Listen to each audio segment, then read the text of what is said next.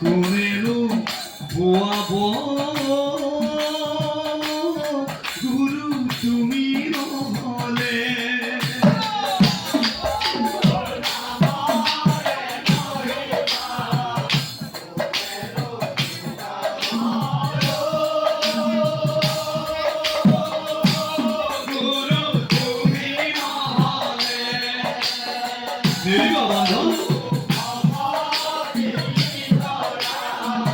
কোনেনো বোৱাব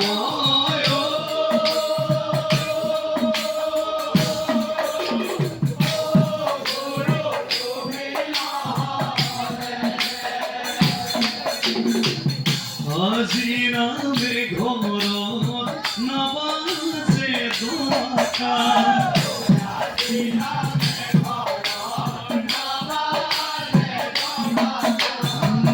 হৰি নাম লৈ ভকত হেৰা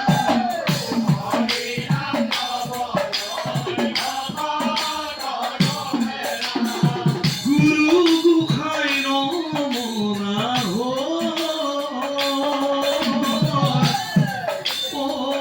ভকতিৰো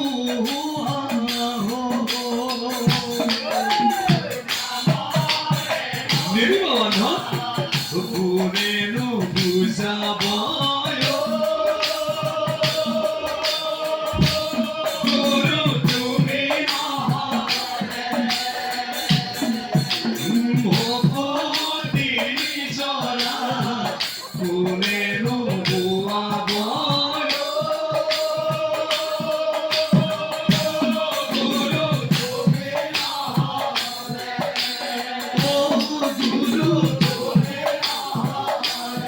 গুৰুজন গলা গুৰু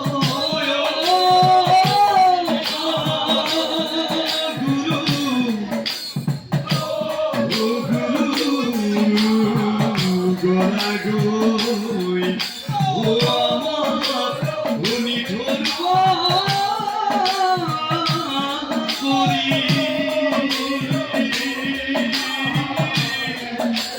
গুৰুজন গলা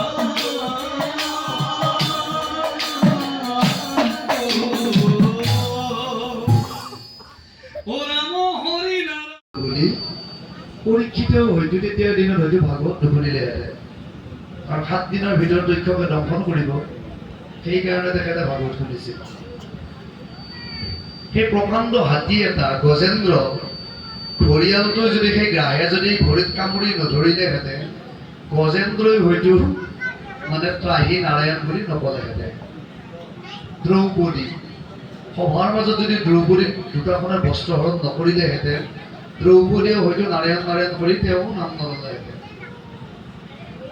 মানে বিপদত পৰিলে নাম লোৱা হয় কিন্তু এইবিলাক উদাহৰণ দেখাৰ পোৱাৰ পাছত কলিৰ যুগৰ মানুহবিলাকে আমি আগতীয়াকৈ ভগৱানৰ নাম লৈছো কিজানিকৈ বিপদ আহে দাপৰ যুগৰ মহাভাৰতৰ ক্ষেত্ৰত একেই আছে এতিয়া ৰজা জন্মেজয়ৰ যদি কুষ্ঠৰোগ নহলহেঁতেন ৰজা জন্মেজয় কিন্তু কলিৰ যুগত তেওঁ মহাভাৰত নুশুনেহেঁতেন জন্মেজয় বুজি পাইছেনে জ্যেষ্ঠসকলে বুজি পাইছে তাৰমানে 5 পাণ্ডৱ তৃতীয় পাণ্ডৱ আছিলে অৰ্জুনৰ পুতেক আছিল অভিমন্যুৰ ল'ৰা আছিল পৰীক্ষিতৰ ল'ৰা আছিল ৰজা জন্মেজয় পাণ্ডৱৰ শেষ ৰজা তেখেতৰ কুষ্ঠৰোগ হৈছে এই বগা পৰা যে খাই যোৱা বেমাৰটো তেতিয়া তেখেতৰ তেতিয়াৰ দিনতে বহুত বনৌষধি ব্যৱহাৰ কৰিলে তেতিয়াতো ডাক্তৰৰ ব্যৱস্থা নাই কোনো কাৰণত তেখেতৰ কোনো ঔষধে কাম দিয়া নাছিল তেতিয়া তেওঁ এটা উপায় বিচাৰি পেলাই দিয়াক দেৱে ক'লে যে তুমি একান্ত মানে ভগৱানৰ নাম লোৱা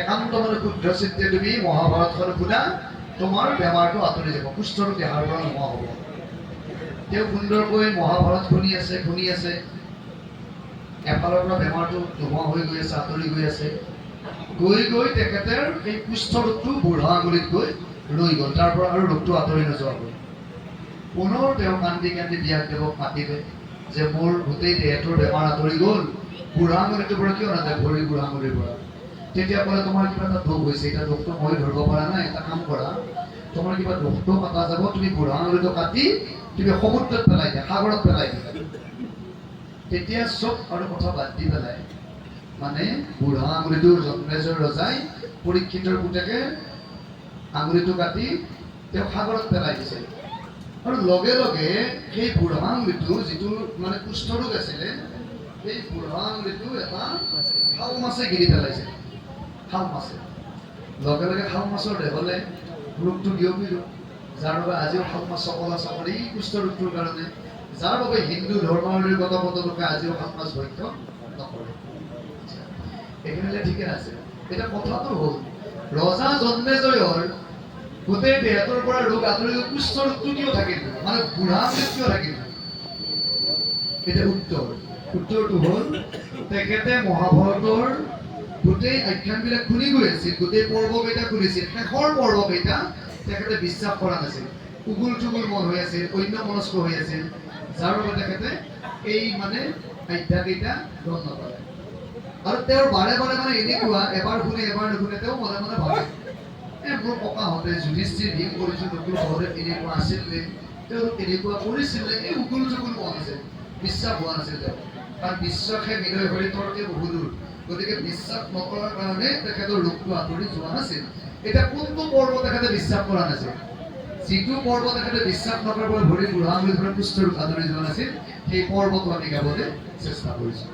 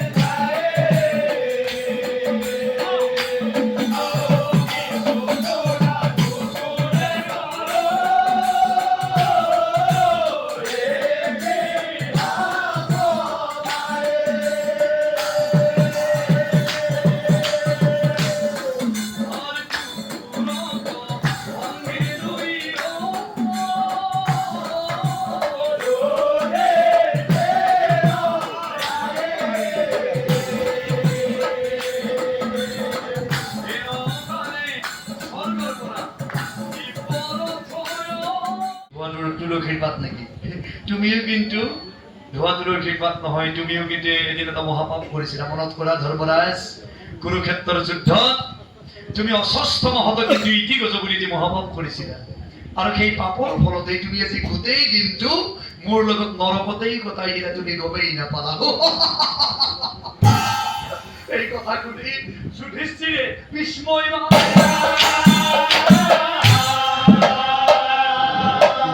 নাৰদক প্ৰণাম কৰি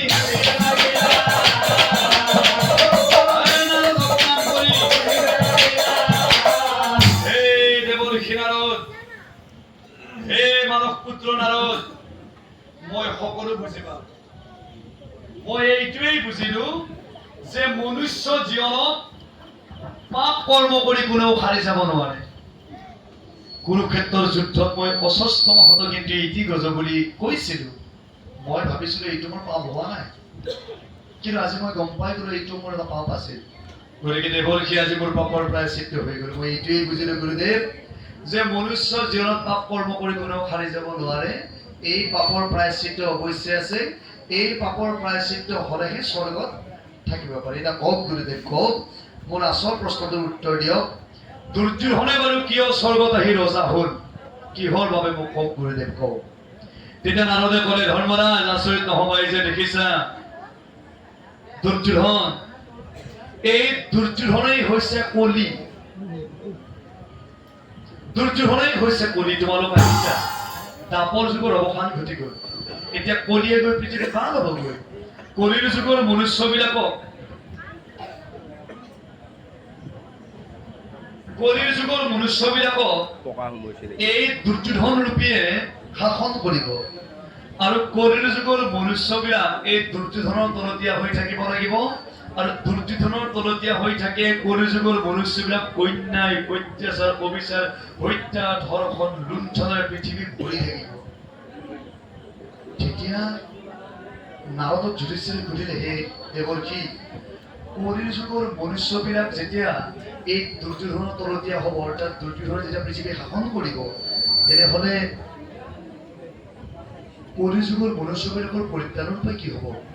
মইতো অভিমন্যুৰ পুত্ৰ পৰীক্ষিতক ৰাজ্যভাৰ গতাই থৈ আহিছো, তেখেতৰ অৱস্থা কি হ'ব? কওক গুৰুদেৱ, কওক। মোৰ নাতিটোৰ অৱস্থা কি হ'ব? অৰ্থাৎ কলিৰ যুগৰ মনুষ্যবিলাকৰ উপায় কি হ'ব? তেতিয়া নাৰদে ক'লে, শুনা ধৰ্মৰাজ, কলিৰ যুগৰ মনুষ্যবিলাকৰ পৰিত্ৰাণৰ উপায়টো হৈছে